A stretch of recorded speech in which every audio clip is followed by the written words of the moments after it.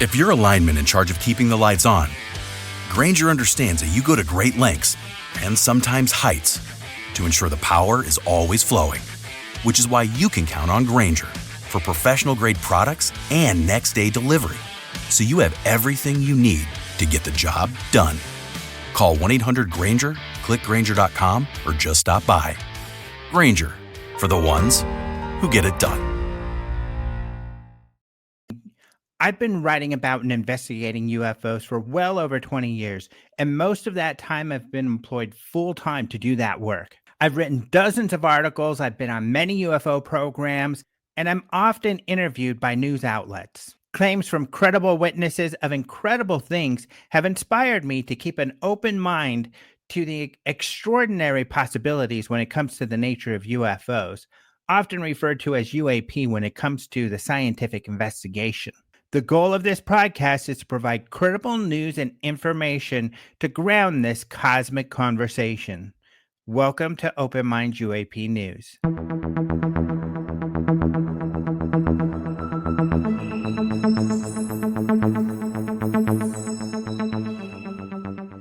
Hello and welcome to Open Minds UFO Radio, or Open Minds UAP Radio now.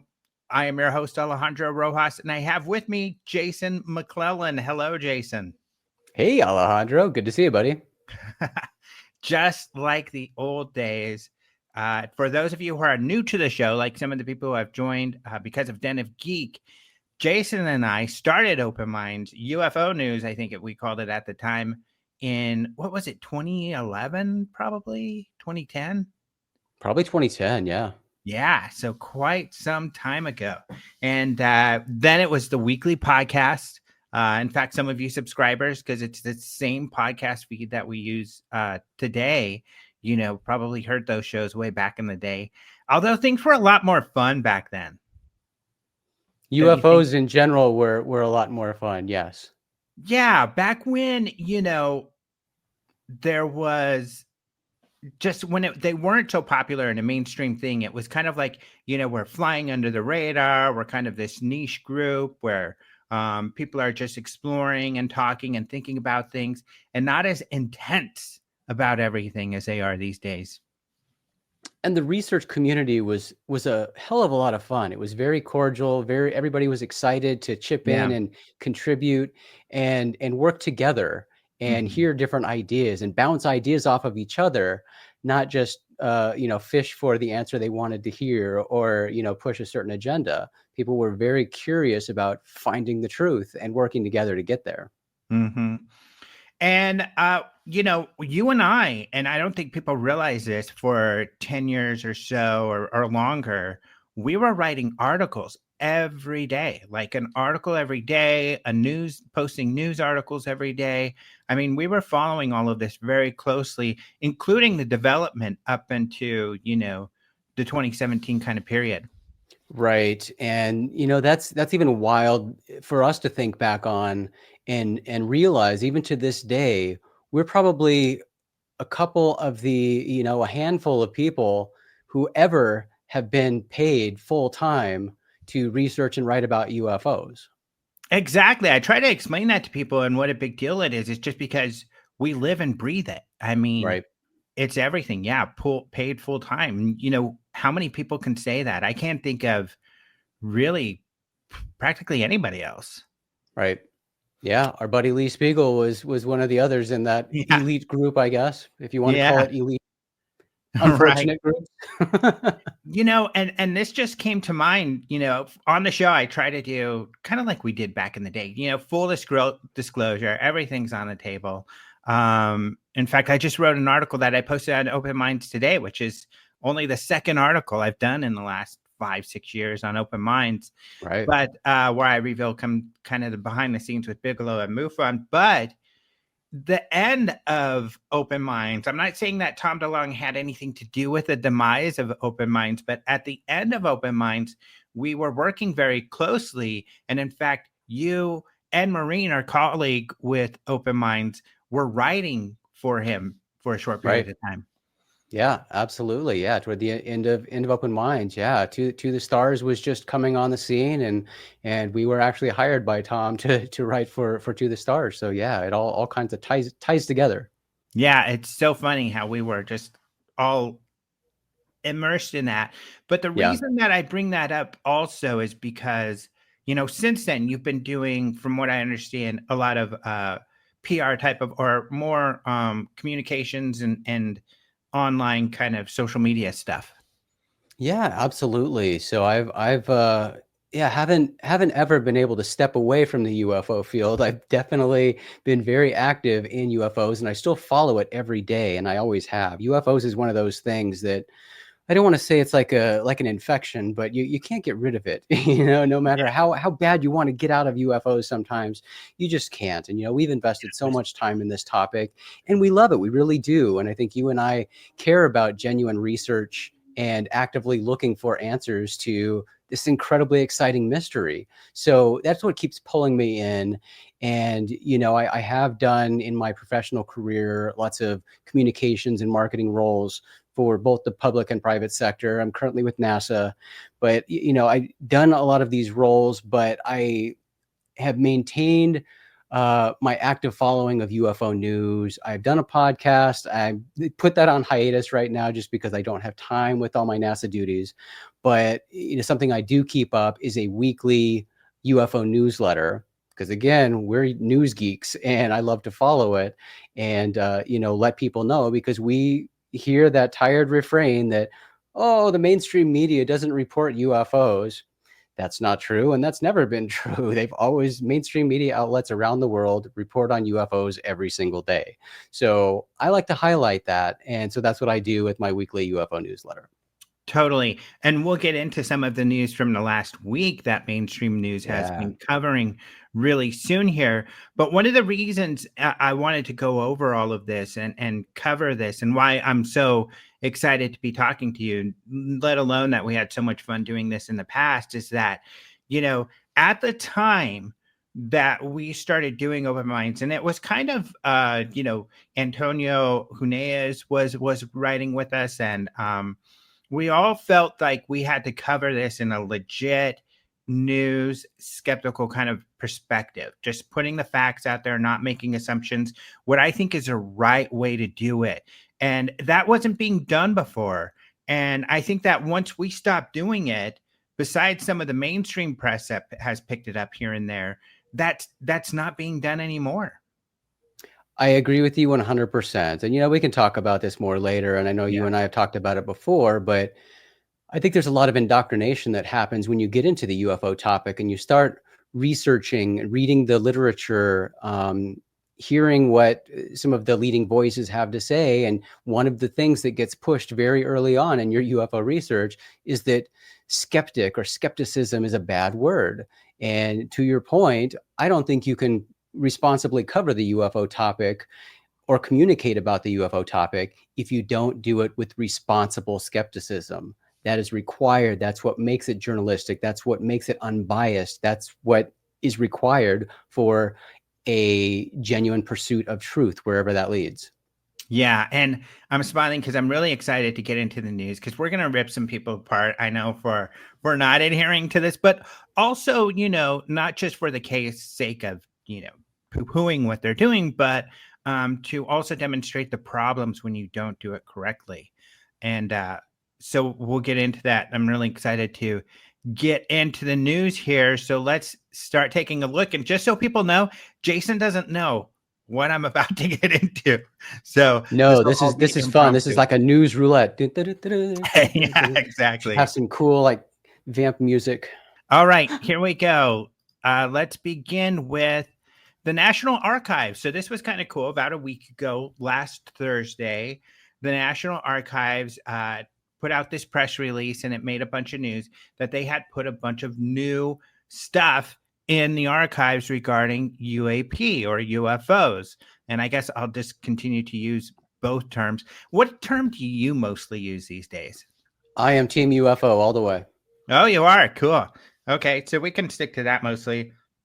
I go back and forth depending on the topic, but sure. UAP are UFOs, so deal with it. deal with at National Archives. But as far as I know, there's nothing new in these. All of these files were essentially released prior, but just here and there, and now at least they're all in one place, which is nice. Right. Do you have any more information than that? No, that's my understanding as well. And, we see this a lot, when different groups have decided to release UFO records or files. They're things that have been in the public before, but it's more of a reorganization effort, or just a kind of a moving into different folder sort of scenarios. And that's what we have here. This was congressionally mandated. So a lot of these files that have been out before are being moved to a central location. And hey, that's always a good thing. Right. And one of some of the pictures, like a lot of articles are using this picture here or similar ones. They were from a guy named Paul Villa. And actually, this article is from 2016. And I posted it because I thought it was a really good article this in the Daily Express. I think it was the best one that goes over the history of these pictures, but also demonstrating that there was research done and they were proven to be hoaxes. So a lot of people, of course, were getting excited by these incredible pictures that were in these articles. When I posted this, as you know, unfortunately, a lot of people didn't read the headline, so they were debating, oh, those are hoaxes. I know they are. Right. That's what the article says. That's what the article justifies.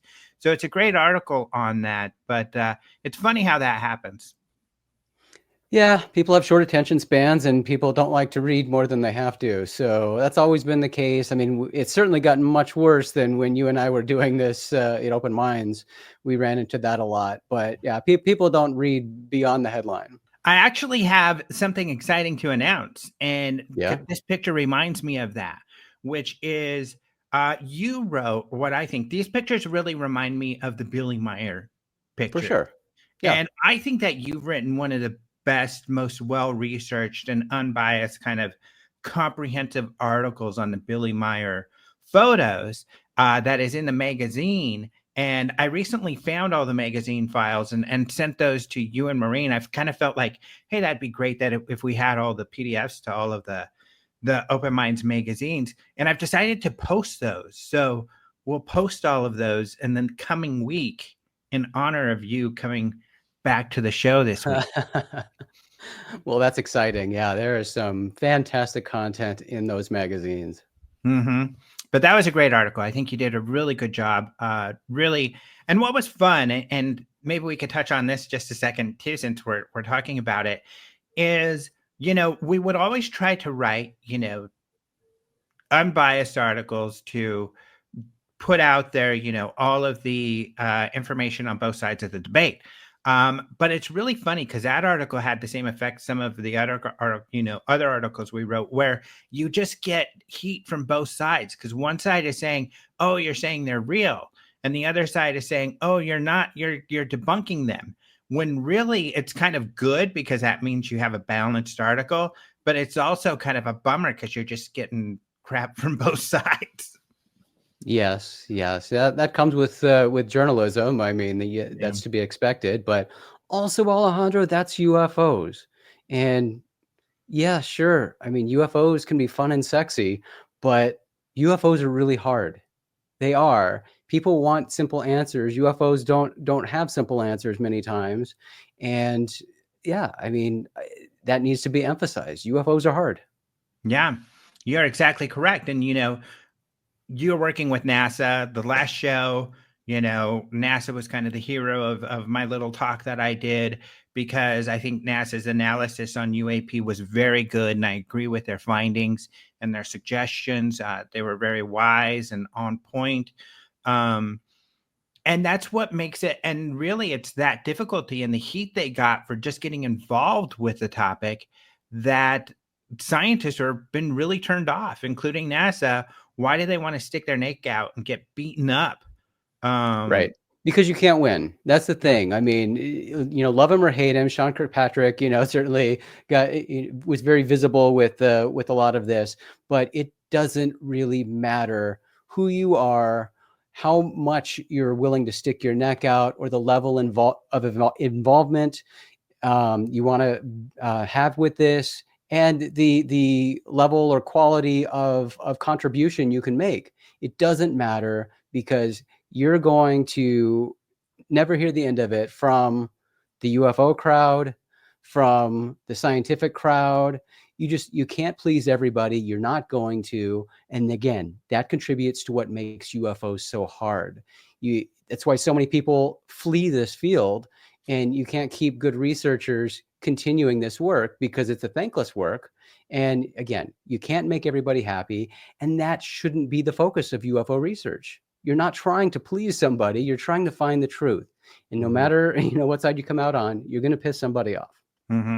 Another organization that I really love, and I'm really proud of, because they stick to their guns, and to your point, they stick to the facts regardless of how the public's going to take them, has been PBS. And of course, I got to be part of the PBS Nova special, but they released an article just recently. And I know for a fact that Nova special, because it was science specific, got a lot of heat, because producers had called me and said, is this normal? People are so upset. I'm like, unfortunately, it is normal, but I'm really proud of them, because they're brave enough to still back it up and release this new video, which talks about how they debunk videos, and talks about some of those Navy videos that have been debunked. It's a really good video. I recommend people watch.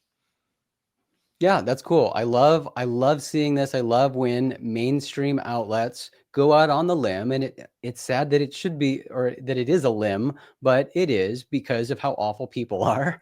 And but I do appreciate this. More of this needs to happen. And again, coming back to the word debunk.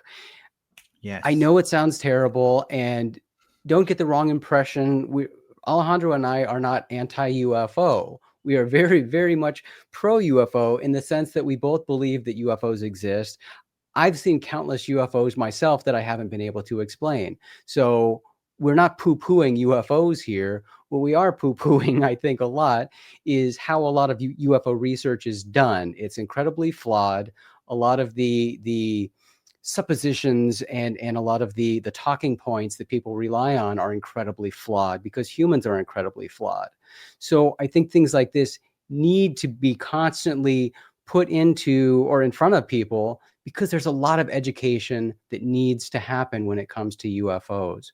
Because again, most UFOs are mundane objects. They're going to be something that is just outside of somebody's experience, and is later identified. That is almost all of UFOs. That's not saying that there aren't potentially extraterrestrial UFOs, or something that that's exotic or should be looked at, because that is certainly the case. Those things are there, but most are mundane objects.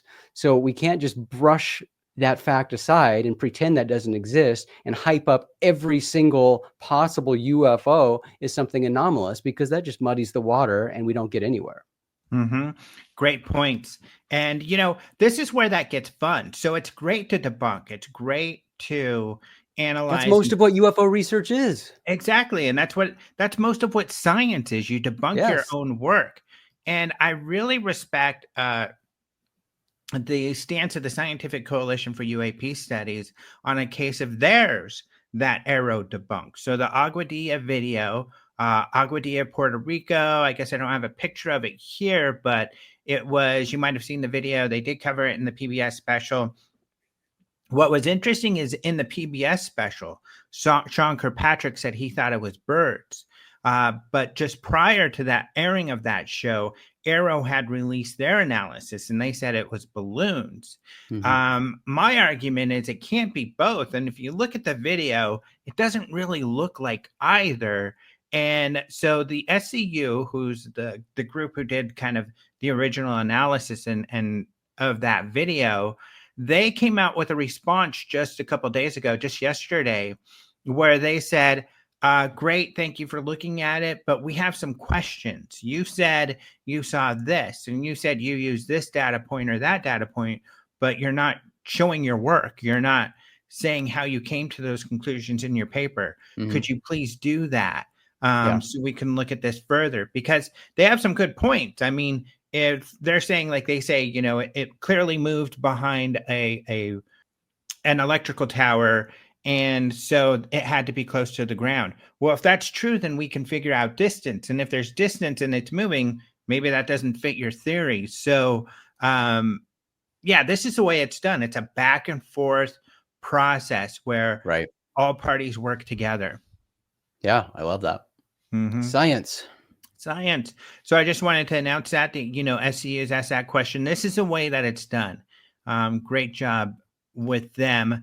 But next, so this is some interesting news coming from Canada, and it's funny because all this news gets lost in all the craziness. And I told my listeners I'm not going to be covering a lot of the hearsay and the tabloid stories, even though there's a big hearsay tabloid story we'll be getting into, but it's such big news that I think we've got to touch on it. So, and we'll probably more than touch on it. But I think, for both of us, there'll be a lot of examples on how it's should not be done. But one of the big pieces of news is Canada.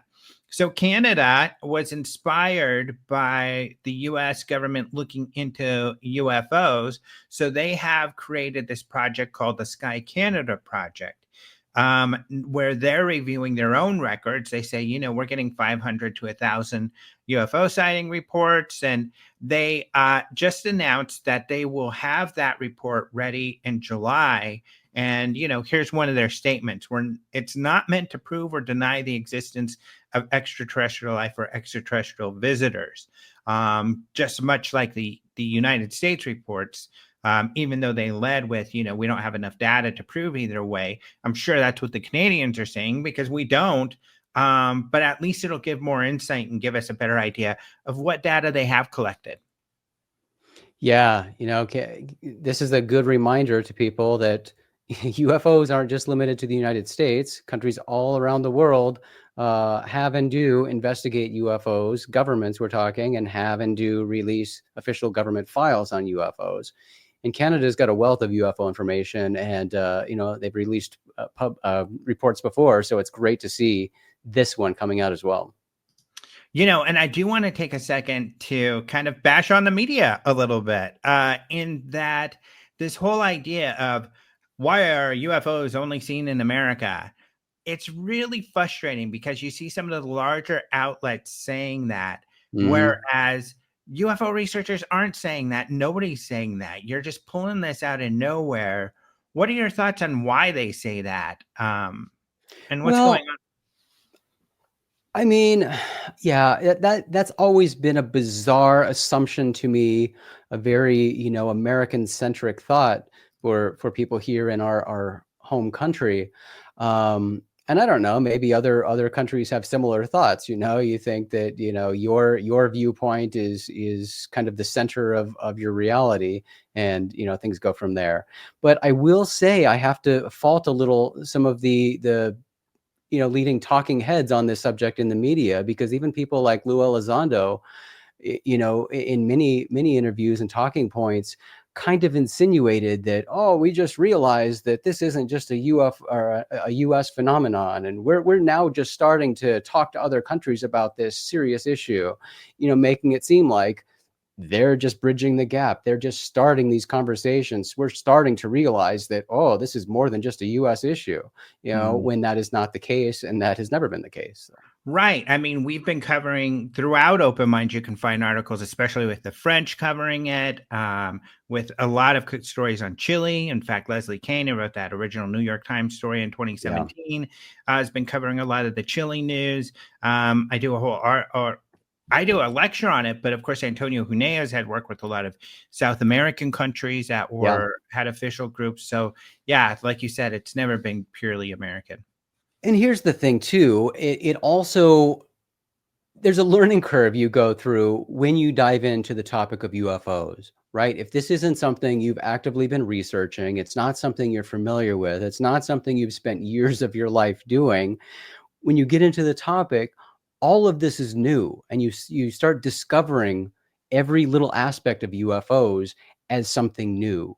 So if you're a young journalist or a young hobbyist getting into this, and you've got a blog or some social media presence, and you all of a sudden discover there was something called the Cometa report, or some of these other things, wow, the US Yeah. isn't the only place that has UFOs. It's all new, and you report it out as new, and it's like this big discovery when that's been the case all along.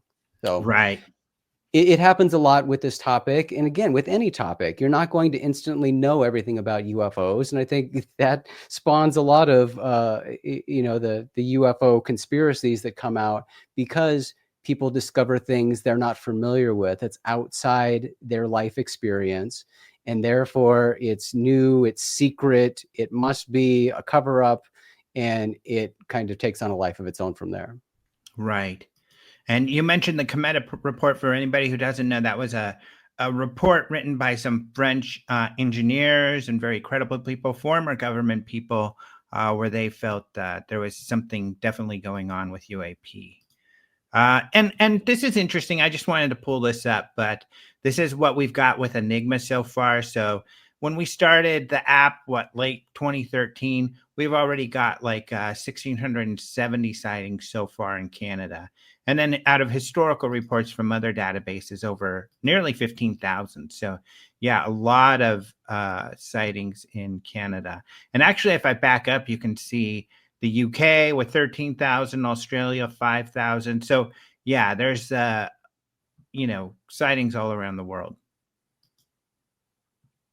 All right, so getting into some of the whistleblowers and hearsay type of stuff. This is kind of wild. So there was supposed to be a skiff meeting with Lou Elizondo, who you mentioned, that intelligence guy who kind of broke all this open.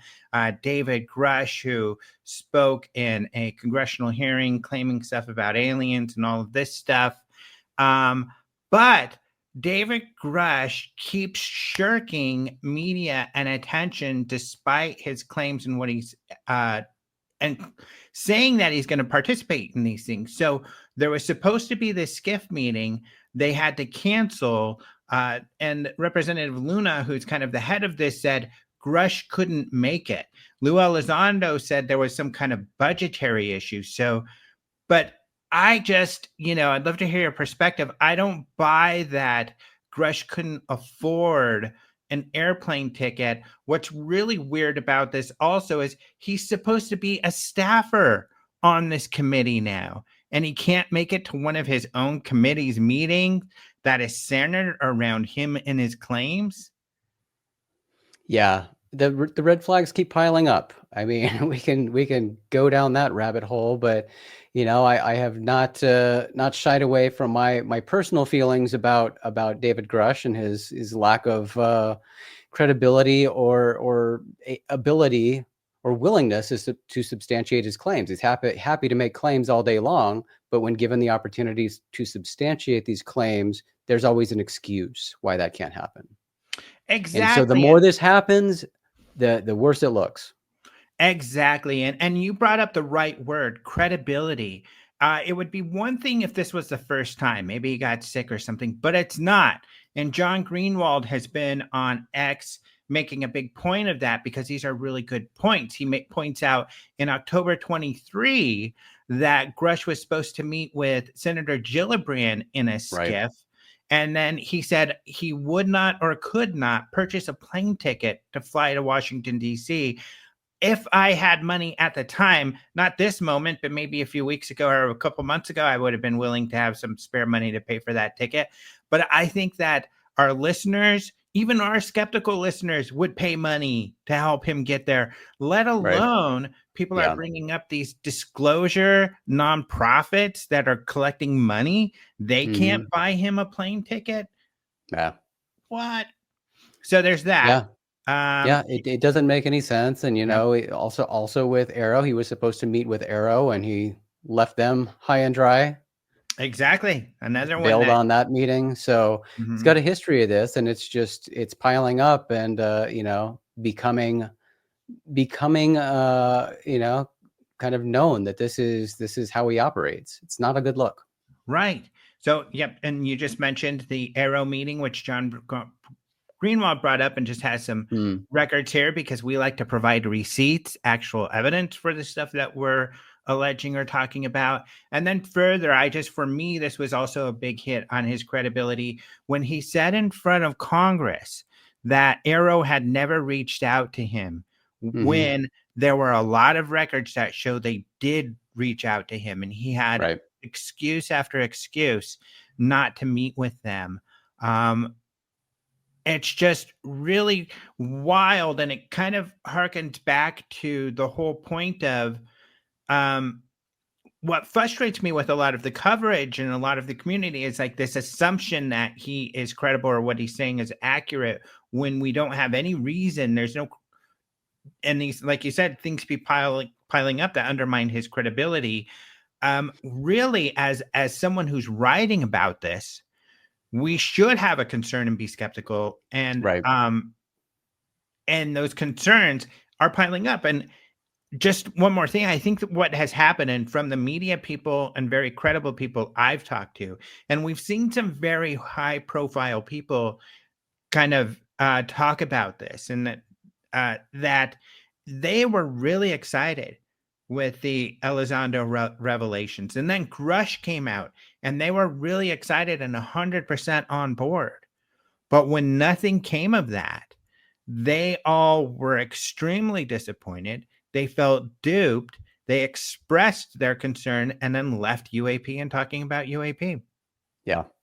And look, this isn't new. This happens all the time in this field, and it always needs repeating. But UFO history is cyclical. Things that have happened in the past with UFOs will certainly happen again. And we've seen it time and time again where seemingly credible, important sounding people make incredible claims and people blindly believe it absolutely 100% simply because this is an important sounding person or they've got an impressive title. And, we saw that with Paul Hellyer and other, government officials where they blindly take on faith.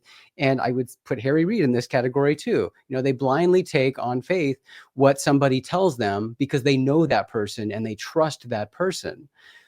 That's wonderful. And that works well for you, but that does nothing for proof. And humans are humans. Again, I come back to this point a lot, but humans are pretty awful. But even if we try to be nice to humans, humans are incredibly fallible. And it doesn't matter who you are, what your title is, or your important sounding position, you can still be taken in by things that you misunderstand or misinterpret. And most of what we're hearing these days that people get excited and hyped up about with UFOs and possible, government ties and proof of a government cover-up, it's still based on people seeing things that they're piecing together and reading between the lines and making huge assumptions and then, making a big deal about, and everybody's eating it up because, again, the source comes from an important sounding person or a government official with an important sounding title. That means nothing. It really means nothing. It doesn't. And, you and I have a little more experience because we covered a lot of these people who would come forward and then turn out to be BS. You We mentioned had Paul people Hellyer. like this in our office almost every day. Yeah, Colonels right. and generals and, high-ranking government officials in our office telling us the most incredible things. And at first you're like, wow. And then after a You while, eat when it you up. just hear the Absolutely. same BS, you're just rolling your eyes like, oh no, this guy's falling for BS too. You mentioned Paul Hellyer, former defense minister for Canada, which is very similar to Tim Gallaudet, an admiral with the Navy. Both of them 100%. saying, when we were working in our official capacities, we never ran across anything that was UFOs. Right. But now that we're looking at this stuff, we find it very credible. They have nothing to say. They're just a bunch of fanboys like What anybody they else. say, and they cite to, just like Tim Burchett and others, they point to the literature. Right. They point to the literature. Read the UFO books, and you'll see that this aligns with all of the stuff you read in UFO books. Mm-hmm. That's your proof, folks. That's your proof. It's funny because I used to make fun of Steve Bassett, who's now working with the Hollywood Disclosure Project or something like that, and he's been the guy to always say, "Oh, disclosure's around this corner every year." But when you'd ask him, "Where's your evidence?" he'd say, "Just go to the internet," and that's what these guys are doing, and it's really frustrating because it's like we don't want to it, and it's. I feel really irresponsible of all of these guys in official capacities because they're using their weight and their credibility, to bring credibility to things that they don't know are real, that are hearsay. Right. And what's frustrating is you and I can say this because we don't even do this. When we write about these things, we say, here's what we know. Here's the information out there. I don't know if it's real or not. Even if we feel it's real and we're like all excited, we're being honest and responsible by saying, here's the facts. Here's the situation. We've got to wait and see. Yeah. And that's the only way. That's the only way you can play it, really, because it's totally irresponsible. That's a great word. It is irresponsible. And knowing this is a delicate topic. It really is. People are hungry for answers. They are. That's why religion is so popular. People gravitate to where they can get answers. Religion provides that for people. And UFOs goes down the religion line because people hungry, desperate for those answers, find plenty of people within the UFO community very happy to give those answers. Right. And this field is filled with no shortage of shady people who are happy to provide those answers because it gives them a following, because it provides them an income. And, they apparently have no moral qualms about that. It's horribly irresponsible. And people we've seen this from the inside. It is really heartbreaking seeing how desperate people are for these answers about UFOs. They spend all of their money they don't have, paying people to give them answers. And, we've seen so many shady people just, and these shady people giving these answers are laughing at these people behind their backs. We've heard them behind stages, just making fun of the audience that paid to see them, that pay for their livelihoods. It's heartbreaking. It's disgusting. And, again, that's why I think, especially with a topic like UFOs, where you have people desperate for answers, just hanging, waiting for anybody to give them those answers, it puts more of an onus on us to be that extra, especially responsible, careful with this information, and not claiming that we have answers. We can provide the information, and that's all we can do. I mean, pretending that we know we can give people definitive answers is grossly irresponsible and disgusting. Yeah, I want to take a minute to actually call someone out. And there's only one name I can think of, and that where we've talked about before, because we were really close with this individual and it was kind of funny. And I would say I have a little bit of affection for this person, and it's a showman. It's Jaime Maussan. We helped videotape and stream a conference of his. Every time he would come to town, we would hang out with him. Our boss at Open Minds bought one of his squirrel monkeys that, was a fake alien. He's still doing that. It's so funny. Our boss brought Jaime to my wedding. So, yeah. Right. Your boss brought Jaime Maussan to your wedding. Jaime and Danny Sheehan. He just randomly showed up with them at my wedding. That's right. You had Jaime Maussan and Danny Sheehan. Oh, my gosh. At your wedding, uninvited, just showing up. Right. But stealing my booze. And Jaime is one of those people who would laugh behind the scenes. It would kind of begrudgingly, because it was his staff who would laugh and be like, making fun of people and stuff. And you could tell normally Jaime is joking around and he's trying to play it straight in front of us.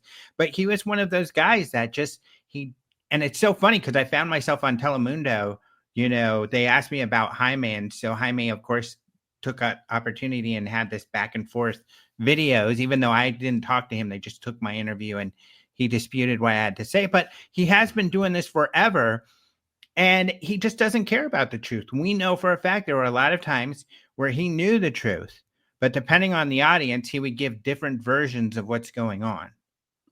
And this is a good example of how things in the UFO topic and the UFO field are cyclical, right? Because it's one of the unfortunate things about this field is that it doesn't matter how bad you're shamed, just wait a little while and then you can do the same things over and over again, right? If you're publicly exposed for pushing fake aliens, just wait a couple of years and then come out with more alien bodies and do the same thing all over again.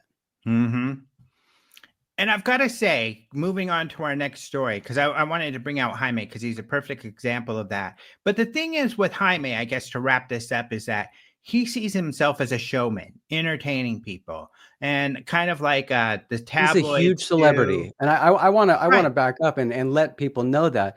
And I have no ill will against Jaime. Jaime is a sweetheart. He's always been wonderful to me. He was a friend, So, but getting to spend time with him in Mexico City, that really lets you know how revered he is in Mexico Yeah. City, and what a major celebrity he is. I mean, I was in the car going down the street, and people would come up and pound on the windows because they could see he was in the car, and they would want his autograph, right? They would see him going down the street, and that's the kind of draw he has. You'd go to a restaurant, everybody would swarm him at the restaurant and want his autograph. I mean, he fills auditoriums in Mexico City when he does presentations there. He is a massive celebrity. Right, right. Yeah, so it's this showman aspect of it. And I think even it's almost like WWF where some of the audience even appreciate that about him. And for them it's a game. It's not like us where we're researching and looking for the truth. And even when I've said stuff against him where I'm like, I doubt this, or I don't believe this, or even told the truth, like he knows this is wrong, but he's saying it anyway, he doesn't care. He'll still be like, "Can I interview you and let's debate?" And he doesn't mind that. It's all part of the show. There are lots of showmen in this field, unfortunately. Well, another showman, and I will come out and say I believe he is a showman. It is Jeremy Corbell, because there have been, and we'll go over this because this is the next story. There have been several times where I've brought to him the fact regarding something he has covered, or he's called me and said, I need information on this. What's the deal? And I'm like, well, this is BS. Here's the truth. And he's like, and he just covers it anyway. So he's done, just like Jaime, the same thing where he covers stuff regardless of whether it's true or not. He just said, and we'll show examples of that. But I could go through those just real quick. Like Richard Doty, who's a liar. He wanted to bring him to the Area 51 festival, where he asked me to speak. I told him, well, then I'm not going to go to speak there. And so he got upset, but he's like, fine. Doty doesn't even show up. Doty, but neither did anybody else to see this show. So it was no big deal. But that was one of them. There's this other guy, the Nano Man, he was covering, that stole the story of this psychic alien experience that he had from this person that he went and researched, that Nancy Talbot was researching in Denmark. And I told, and there's plenty of evidence of this because Nancy had been writing about this guy, and this guy went out there and then totally stole his story. He didn't care. He still pushed this guy. And then the guy that we called Mr. Nanotubes, the guy who was examining the alleged, alien material, and some material that our boss had him examine. And we called him Nano Man or Mr. Nanotubes, because everything examined was alien nanotubes. And it wasn't. Yeah. But Jeremy, again, he includes him in his documentary and everything, despite all of this that I gave him. So it's kind of frustrating. Now, I don't believe that of George Knapp. I think his heart's in the right place, but still, it's always hard. It's always hard to tell with people because, again, we're all different, but people get very emotionally involved with this topic too. And as we see with a lot of the whistleblowers who come out, it's hard to tell. And it's certainly not the blanket, same situation with everybody. But I do believe that a lot of these people genuinely believe what they're saying, right? They've seen what they've seen, and in their mind, they pieced it together and they figured it all out. And you're not going to convince them otherwise. They know the truth, and they're going to tell everybody, what they believe, because that's what they believe to be the truth. And people get very passionately, emotionally wrapped up in this. And Jeremy is somebody with a very strong personality. And, I'm not saying this is what's happening with Jeremy, but I know there are people who get so emotionally wrapped up in this that they're full of fire, full of passion, and they need to expose the cover up, and they're on a mission, and nothing's going to stop them. And if you get in their way, you're the enemy. And what you have to say, you're just trying to obstruct the truth from getting out, or whatever the case may be. But some people get so laser focused on what they've put together in their mind is the truth, that they've put all the puzzle pieces together, that everybody else has it wrong, only they have it right, and get out of my way because I'm on a mission. I kind of blame you for Jeremy Corbell, because when he came to the scene, it was that Silver Surfer UFO that turned out to be the Red Bull parachute team. But that just got the bug in him, because he was in the news all over the place. You were writing about it and bringing attention to that story. And then, he took off from there. There were so many people we interviewed over the years that I guess we're responsible for putting in the limelight. But I'm to blame for a lot of things over the years, I think, because I've also been very honest, and I've even said on multiple interviews that the UFO topic is one of those topics where it's very easy to become a celebrity very quickly. Yeah. And when I've said that, I always say, I know this is probably a bad thing, and it's going to cause people to, take advantage of this. And, I'm going to be responsible for this. But it really is, because, again, it comes back to the fact that there are so many people desperate and hungry for answers. If you, are an unscrupulous individual with no morals, and, are happy misleading people, it's so easy to do in this field and get a massive following. Mm-hmm. And I don't want to necessarily, I don't know Jeremy's motives completely, but I guess what I would say, and this is where I think George Knapp should know better, is the way they report things is completely wrong. And it's not the way we would do it. And what I mean by that, because it's turned on them. So we can go over UFO video and leak one after another that gets debunked almost immediately when they put it out, such as the video of the pyramid UFOs, which was obviously some sort of lens thing, because every light in the sky was triangle shaped. At least Travis Taylor, who was defending that, had to say, okay, there's obvious a lens effect. That one, some others that we're going to talk about as we move on here, but several of these videos that get quickly debunked, where they come out and these are real, these are UFOs, these are aliens. And it's like, we don't know that. That's not how this works. Just because you're discovering something, that's when something needs to be researched and investigated. If there's fire, you can't immediately jump to that conclusion. I agree with that. And I will call this out here. This is where it gets into the realm of being irresponsible. It doesn't do anybody any favors when you throw out, just kind of a flippant, we're not saying it's aliens, but at the same time, everything you're saying is saying this is exotic, this is a cover-up, this is obviously non-human intelligence, right? You can't have it both ways. And painting it as, hey, we're just presenting the facts and asking questions. No, that's usually not what's happening. You're painting a narrative, you're pushing things into a corner, and presenting things as anomalous, when in fact all you have is some random person gave you something, and because of mysterious circumstances or something that seemed bizarre to them, and because it was a military source, you're thinking this is non-human intelligence, and that's how you're pushing it to the world and sounding the alarm and going on the news and making it into a big deal when it doesn't need to be, because you don't know what it is. And you don't really know the source of the video. You don't know all the details. You're operating with very limited details. You can't make these huge jumps. You can't sound the alarm. You can't excite people under the guise of, oh, we're just trying to find ansers. It doesn't work like that. So. It's irresponsible. Lou Elizondo did this recently, and it undermines your credibility when, he showed these UFO videos at a conference. It got leaked that he showed these pictures, and they were immediately debunked. They were old hoaxes or misidentifications. And he's like, oops, you can't just oops that when you're using this to justify that there's an alien cover-up. You know, and again, I mean, I give people leeway, not having the sort of institutional knowledge or the legacy knowledge that people like you and I would have, having been in this for so many years and having seen so much and researched so much, everybody's not going to have all of this information immediately.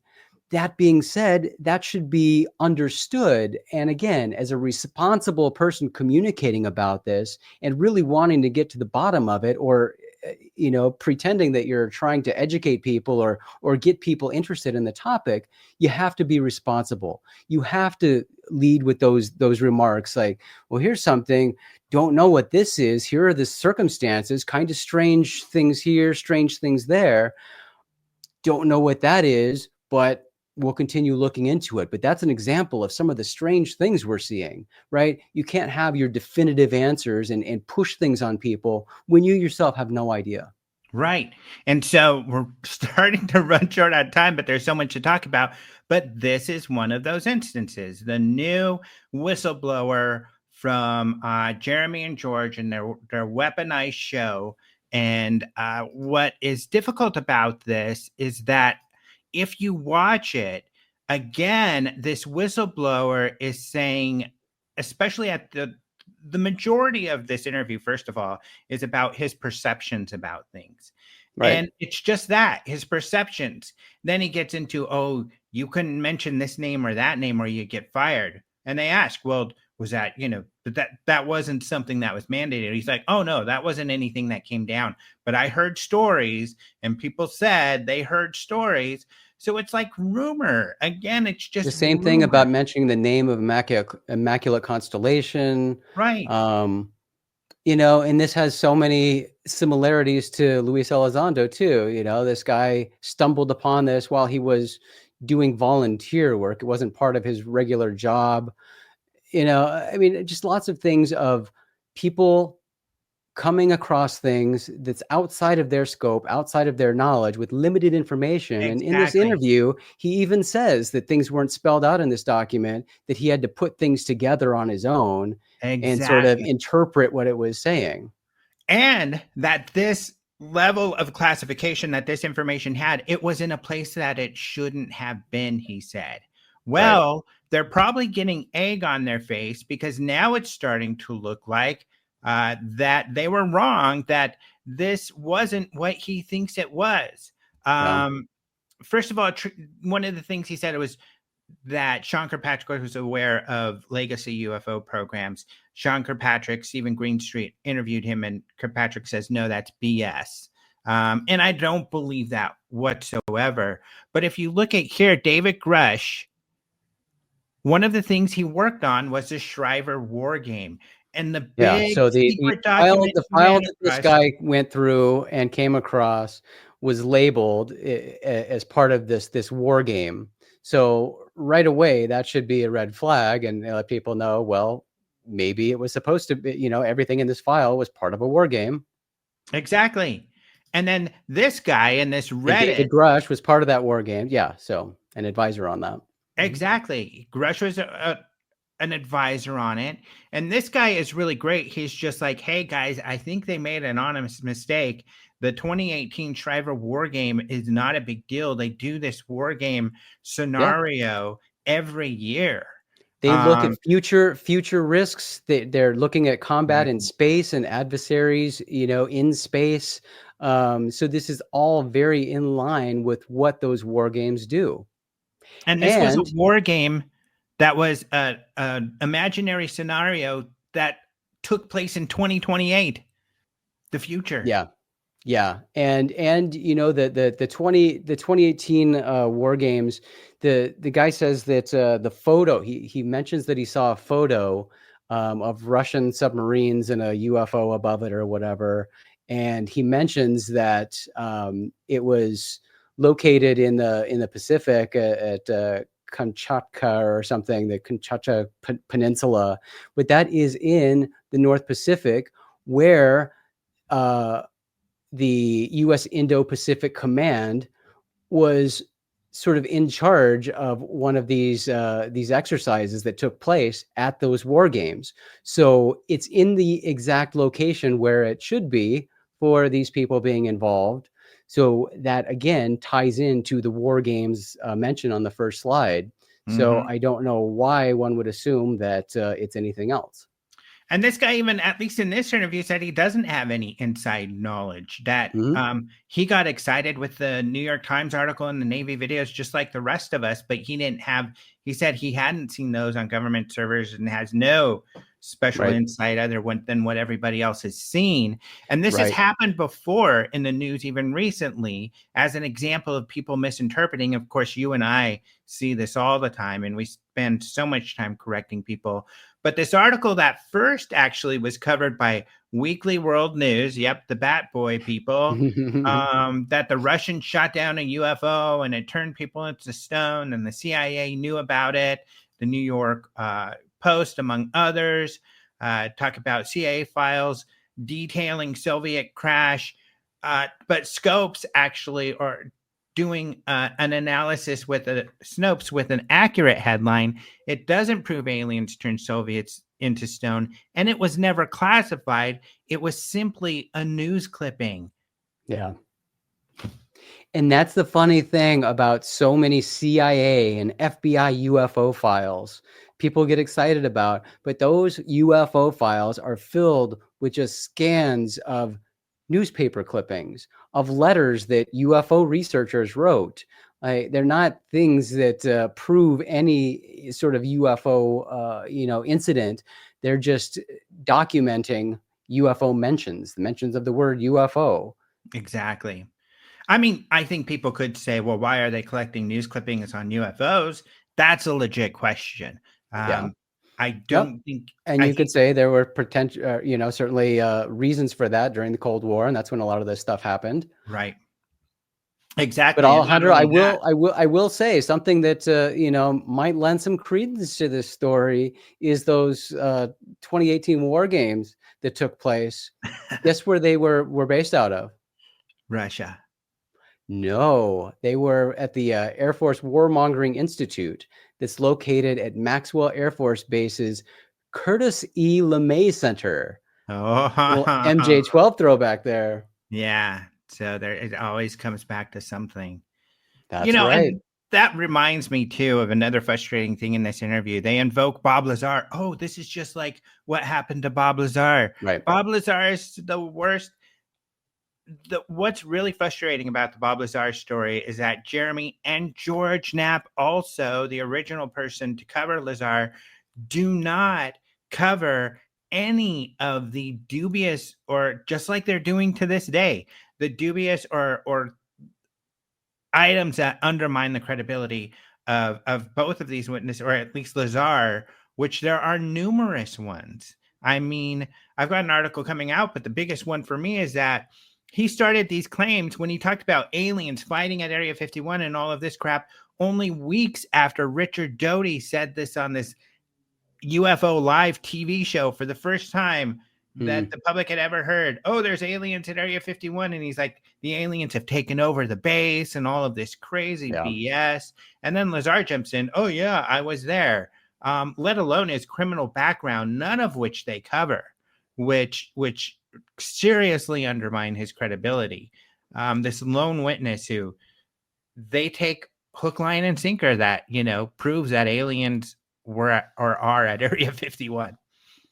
Yeah. And back to our earlier point of just being irresponsible and the fallout from that, I really feel for this guy coming forward, making himself public with this immaculate constellation stuff, because I do feel that a lot of the rhetoric that has been pushed, a lot of the talking points in the narrative pushed by a lot of the leading voices in the UFO community now have really made a lot of people, like this individual, clearly convinced that there's this grand cover up, that humanity is being given a great disservice, that we're all being harmed by this government cover up and this technology being held under wraps, and that we have a right to know this information, and people are willing to risk their careers and their lives to come out and share this information with the public because we all have a right to know. Well, again, if you're going to do that, it'd be great to have something solid, when a lot of this, again, even when you're trying to articulate it, is based on assumptions you've made, on things you pieced together with very limited information and out of context. I don't know what to say about that. That seems incredibly short-sighted and irresponsible. I don't know the guy, and I can't make, life choices for him. But also, this narrative, again, has been so highlighted and pushed in recent years with the big talking heads about how dangerous it is to talk about UFOs and how your life is in danger and how you give up everything if you talk about UFOs. And that is just the biggest load to me, because you and I know we've covered this over so many years. We've seen the people, high-ranking government officials and military personnel, let alone anybody else, stories. I who mean, have we chased all of the most so much bigger than stories. any of these people, and they've been just fine. They haven't been killed. All of Neither the have we. people who gets claimed or claimed that have been executed because of their UFO pursuits. We know otherwise. There are other stories that are unfortunate and contributed to those deaths. But everybody is on edge now and thinks that this is such a delicate topic and you can't broach it. But again, back to just public reception, and even coworkers, like everybody loves UFOs. Everybody is interested in this topic, and they always have been. And when you talk to people and let them know that you're serious about UFOs, the floodgates open and they want to tell you their own sightings, their own stories. Right. It's not ridicule. It's a lot of fear of possible ridicule that drives fear in people and keeps this such a mysterious kind of topic that we can't talk about. And if we do, we're going to be executed. Again, irresponsible to be pushing these narratives. Yeah, very irresponsible. And a lot of that group, the intel groups, or the people working, a lot of the people associated with that Seoul conference, that's what they say and do. And I think it's extremely, extremely irresponsible. Somebody argued, Travis Taylor argued with me, there doesn't have to be extraordinary evidence for extraordinary claims, but there has to be some evidence, something, not zero. This is also, I think, really interesting, because one of the people speculated on that Reddit that maybe they created that war scenario to screw with like Elizondo and Corbell, and they were just taking things from the media to say, what if this scenario happened? It's very interesting. This is called Immaculate Constellation, this alleged program, when Jeremy created a documentary about the ridiculous things that John Lear has to say. Why was Jeremy even highlighting? I felt so uncomfortable when he was doing this, because we were really close with Jeremy at the time. But John Lear, who just makes up all these wild conspiracies. Anyway, it seems like it's being buried because the website's down and everything. But in 2016, Jeremy made this documentary, Immaculate Deception, full of wild alien claims, none of which were verified or true. And I don't know. Here's another thing. Like, I don't know. I mean, especially knowing that, and again, this goes back to sort of institutional knowledge and knowing what's been done in UFO history before. But we know that people have been fed fake documents. That's a huge part of, disinformation campaigns. For whatever reason, it's been done multiple times. And George and Jeremy certainly know that. They're good friends with Richard Doty.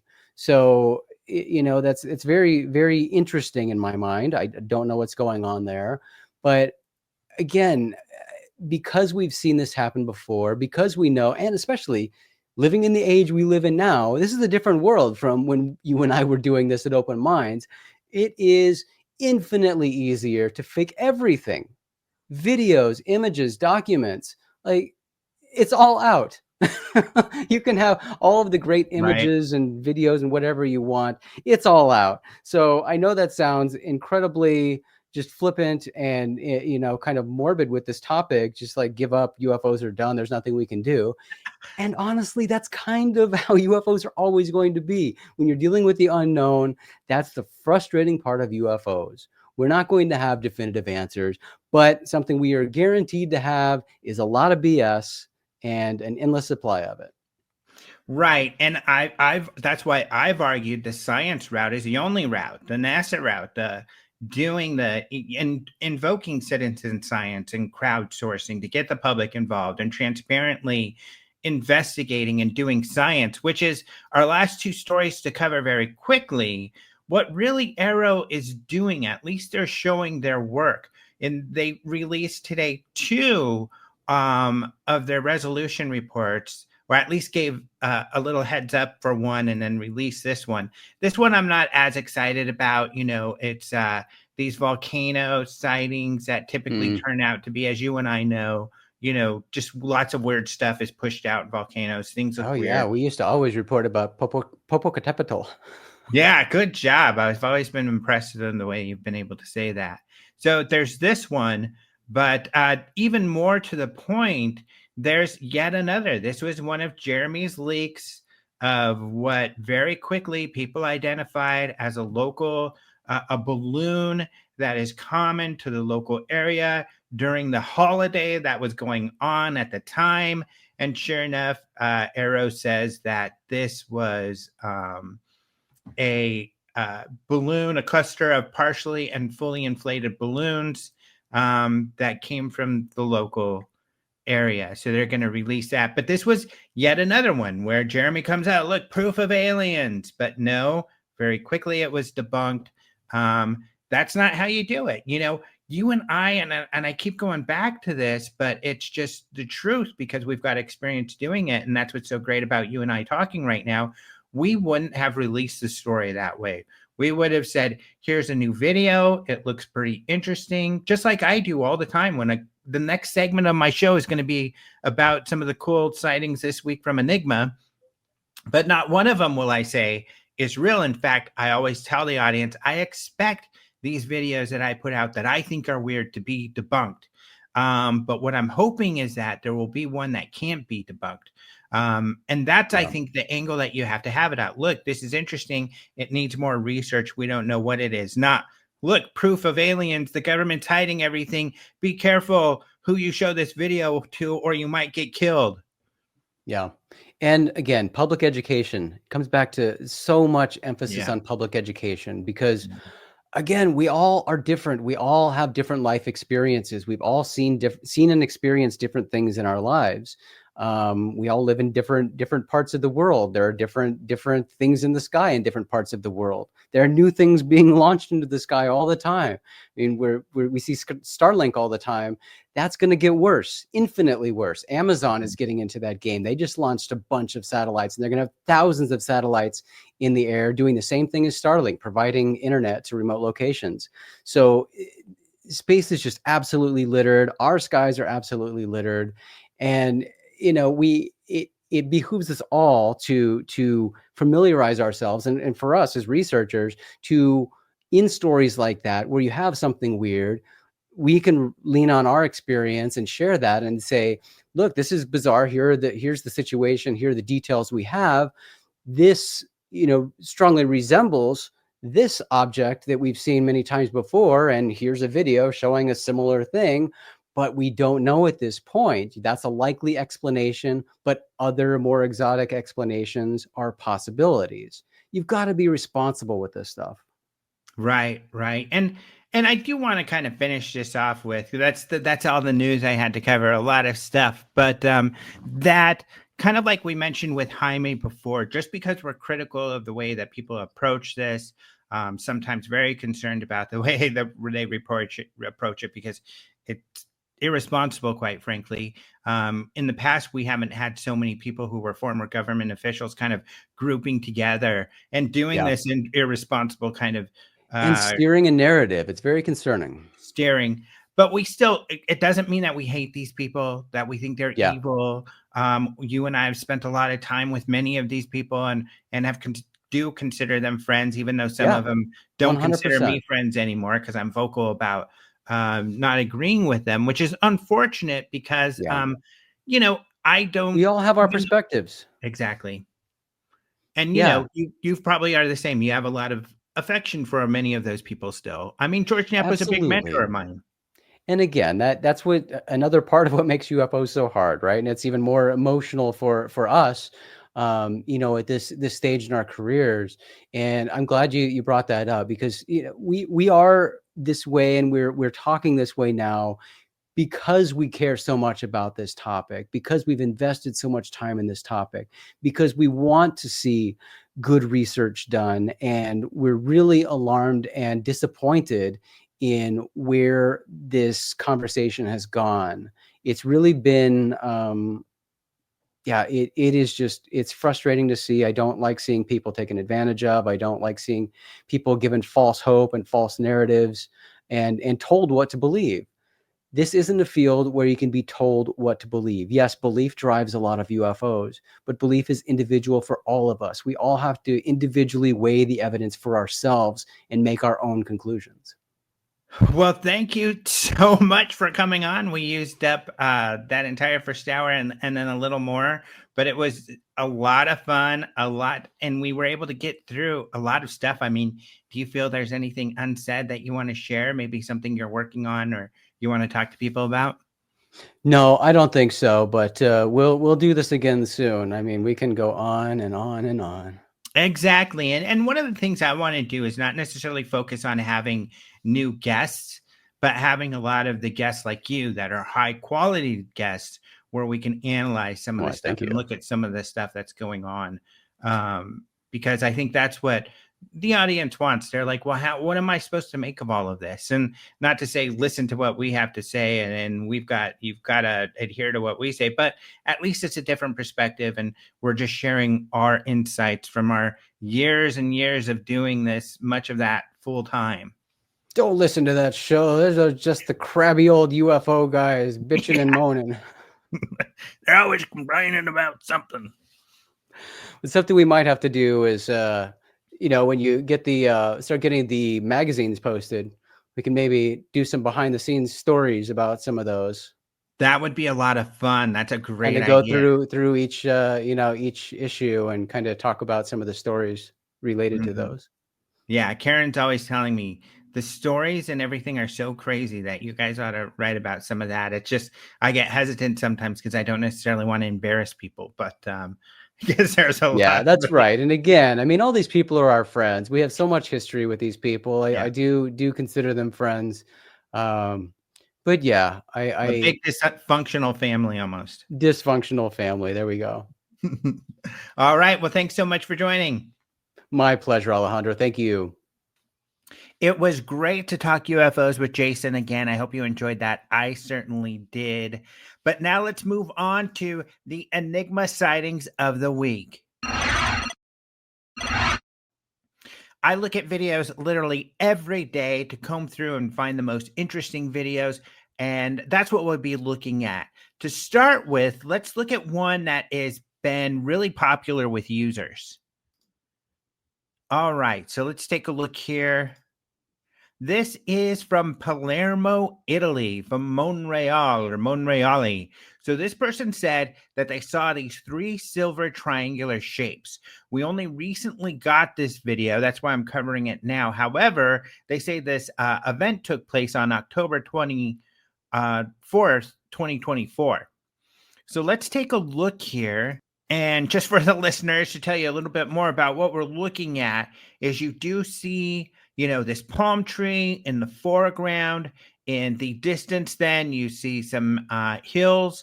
You see one hill, then another kind of larger hill, kind of cliff behind it that's more kind of in shadow. Over the hill, you see these 3 luminous lights, and it kind of looks like 3 objects that are over the hill. However, I think they're further back in the background and actually on that cliffside or on that mountain that's in the background. It's hard to say for sure. When I look at videos like this, often videos that have a hill or a mountain in the background, the objects typically turn out to be something that is on the hill in the background. Here, the hill is in shadow, potentially 3 shiny objects that are reflecting light that are not in shadow, so they look more stunning. But yeah, there's no movement in them. So that's what makes me think they're not floating. Now, the palm tree isn't moving either, so there's no wind. If they were balloons or something like that, that would be possible, but you would probably see at least some movement. But yeah, very interesting video. And this one's gotten a lot of attention with a lot of people discussing it on the app. So really interesting video. Love to know what you think. Moving on from Palermo, Italy, let's take a look at the next video. This one is from Maryland, Columbia, Maryland. This was on April 15th of this year. So just a couple weeks ago at almost 9 p.m. Now, immediately, most of you are probably going to know what this is, but not everybody does, surprisingly. And that's why I wanted to show it, to make sure and educate people, but also because it's so stunning. It's such an amazing video, and we live in such weird times. So let me describe this for the listeners. What you see is someone on the side of the road, it looks like, because there's some street lamps, and it looks like maybe they even pulled over to get this video, which is great. I'm glad they did that. Hopefully be safe if you do that. And they're filming up above in the sky, and you see multiple small dots of lights in a perfect row moving together. Just a bunch of them, like probably 50 or 60 of them. These, of course, are Starlink satellites. Some of them are closer to each other than others, but this kind of shows you what I've talked about before, where when the Starlink are launched, they can be really close to each other and kind of look like one object. So you'll see this almost looks like, there are objects in a long string. Some are closer than others. And when in a couple spots where they're really close, they almost look like one kind of longer object when they're not. These are multiple objects in a row. But look at that. And this is what a Starlink train looks like. Now, I haven't seen this. A lot of people have. Of course, a lot of people submit these to Enigma, so I've got a few of them. But this is one of my favorites and definitely one of the best we've gotten recently. But look how cool that is. Isn't that weird? But yeah, that is Starlink. And I just wanted to show that to the audience for those of you who haven't seen that before. For you listeners, look out for this. It's something that is fairly common. And a lot of people see these. I haven't yet, and I can't wait for my first time to see a Starlink train. This one is Enigma 312305. And remember, I put the links to all of these in the show notes, so you can go look at these. Also, if you get the app, some of these are in that content feed, and what we call the content feed, but it's the good videos in the first tab. We usually don't put much Starlink in there unless they're really extraordinary. But moving on, this one is a little bit more mysterious, and I don't know what this one is. So this is small white dots moving quickly. This is in Rossendale, England. So this is in the United Kingdom. The explanation says the short 3-second video you have to watch in slow motion. It's just a flicker on normal speed. 40 to 50 drones were spotted. I don't see that many, all coming from the same direction, headed the same way. They moved from a hill around 2 miles away to the next town over in 5 to 8 seconds, somewhere under 100 meters high, some few hundred maybe. It's hard to tell. I have lots of videos filming for a while.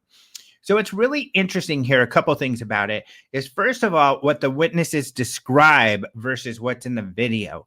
And I don't feel like the description fits very well. Still, this video is really interesting. We see essentially someone zooming in and out of these 3 white objects that are moving together. They are obviously, it looks like at their house. It almost looks like they're on a hill because they are at level with like the second story of the houses down the block. There's trees in the way, and you can see rooftops as they are filming these lights. And this video is only 37 seconds, so it's pretty quick. But it almost looks like a triangular object with 3 lights at the end of it kind of moving together. Now, this is a daytime sighting. The last one was a nighttime sighting. And this one's during the day. So you can see these 3 white objects, but you can't really see anything in between them. So you don't know that they're all together. In fact, I would imagine they're not, because you don't see a solid object between them. You just see these 3 dots. At first, they're kind of level. And then as it moves, they're not. What's weird about this is I don't think it's balloons because these lights seem to be self-luminescent. They don't seem to be reflecting light. There are clouds in the background, so you can tell that these are under the clouds, although they disappear into the clouds. So that gives you kind of an idea of the height. The clouds are very thick that they go into, and they don't seem to slow down at all when they do move into these clouds. So to me, they don't move like balloons. Now, the witness assumed they were drones, which is kind of a weird assumption to make, I think. I don't know why they make that assumption. It could be 3 drones flying together. It's a possibility, each with their own light. I don't know about that, but this is a really interesting sighting. Now, I posted this one online, and I got some responses. I said, what do you guys think this is? One person said Chinese balloons, has to be. And I understand why this user is saying that, because, they are self-luminescent, but Chinese balloons are usually orange because the lights that the skin of the object is usually an orangey color or red color, and then you've got a flickering light, which is also kind of a warm color that illuminates those lights. So usually it's kind of a warm color. These seem very, very white. So I don't know that these are Chinese lanterns, but yeah, really, really interesting video. The movement of the lights is just kind of strange. It does kind of move like it's one object, but you can see there's not an object in between them. It's clear daylight. So really weird, really great video. I like this one. I can't figure this one out, so I would love your suggestions and let me know. This is Enigma 312486. Again, you can find a link to these in the show notes, but a really strange video from England. I'm not sure what the heck that is.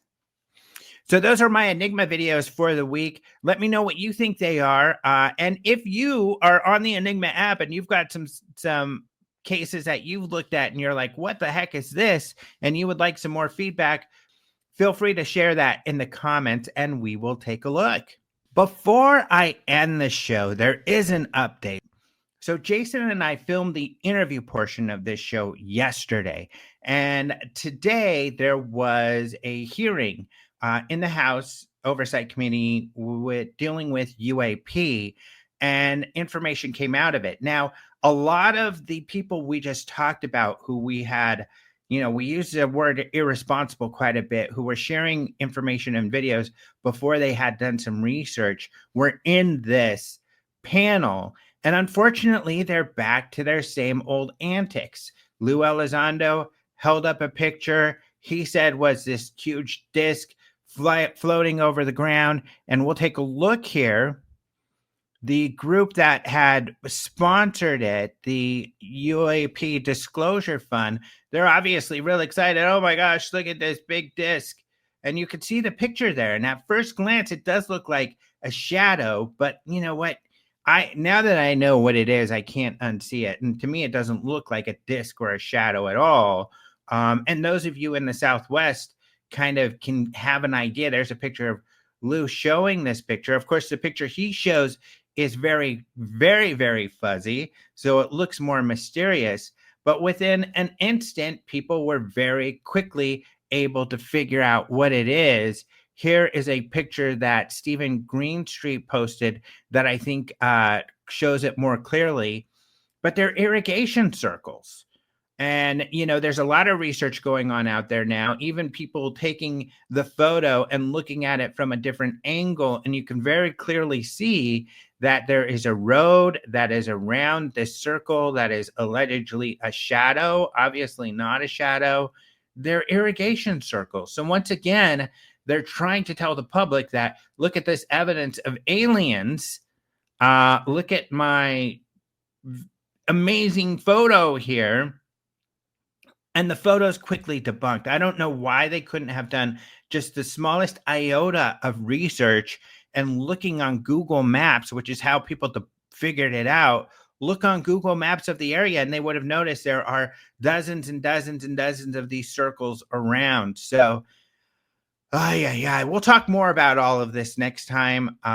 However, I just wanted to give you guys this update before we move on. It's just gotten, I hate to use the term, but it's gotten silly. It really has. I if these guys are taking this field seriously, I think that they just need to be patient, do the research, and work with others. All of this is best when we work as a team and even get the debunkers in. So you know what they're going to say before you post this stuff, or you can argue. And it's fair just to say that, hey, I got this to some skeptics. They think it's this.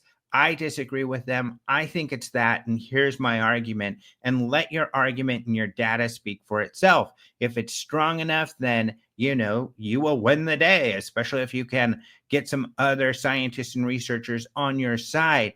But just to kind of put this stuff out there and then have it debunked just really undermines credibility. And again, think of what the people who were like, okay, I'm going to give these guys a shot and I'm going to hear what they have to say. And then this happens, it undermines the credibility of the whole field. And then a lot of people take it less seriously.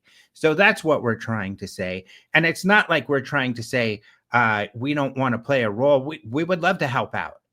Jason and I have been doing this for a long time, and we're always open to these guys and working with these guys, and they know that. So, but to be honest, who are we? We don't have any credentials as far as being scientists. So, that's who they should probably employ to do some of this work. But at the very least, the credentials Jason and I do have is that we did this full time for many, many, many years.